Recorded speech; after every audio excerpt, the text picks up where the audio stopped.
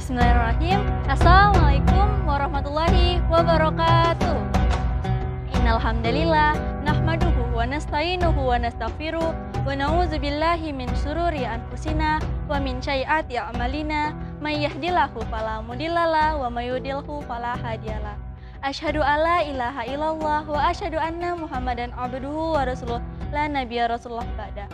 Pertama-tama, marilah kita panjatkan puja-puji syukur kehadirat Allah yang telah memberikan kita nikmat iman, nikmat kesehatan, sehingga kita bisa menjalankan ibadah puasa pada tahun ini dengan sehat.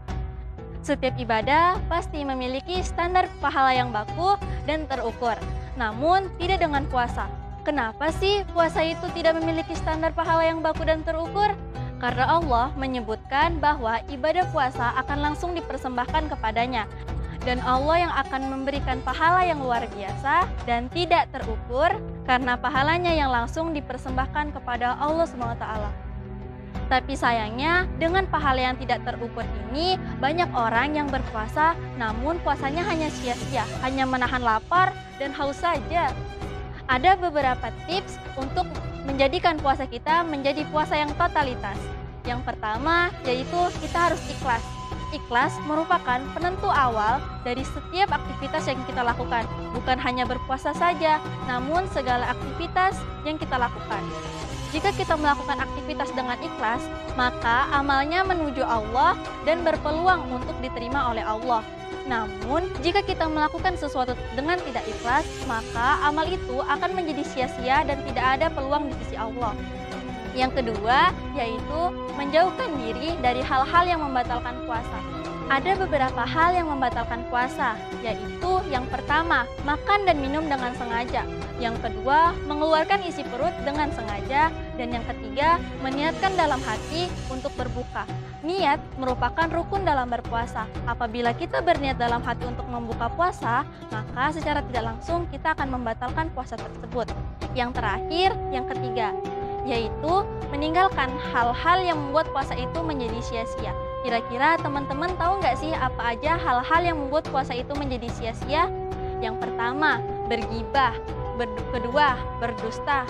Ketiga, fitnah. Keempat, mengumpat. Dan yang kelima, tidak ikhlas.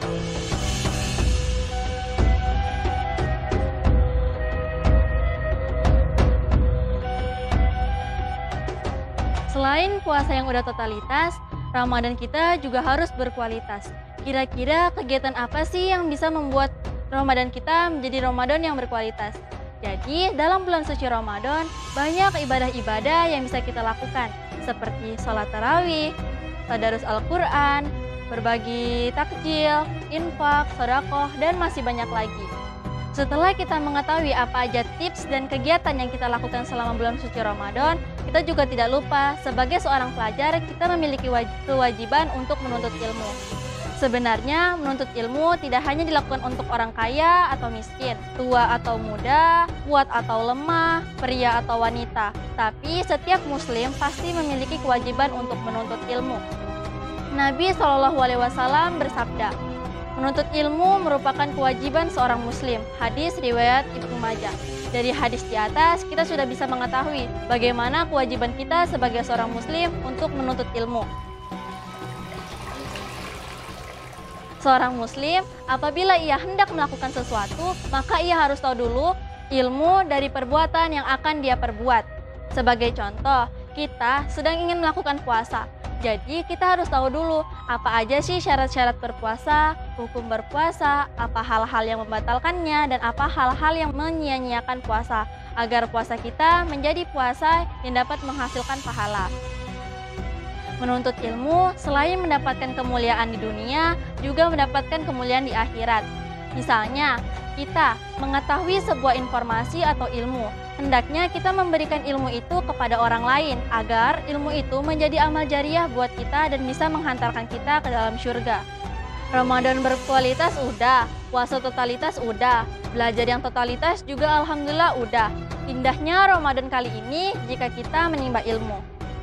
Semoga dengan adanya kultum ini, teman-teman bisa menjadi tahu bagaimana cara-cara untuk meningkatkan ibadah pada bulan suci Ramadan. Sampai jumpa di bulan Ramadan berikutnya. Demikian kultum yang bisa saya sampaikan pada hari ini.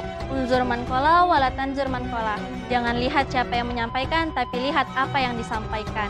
Nun wal qalami wa ma yasturun. Assalamualaikum warahmatullahi wabarakatuh.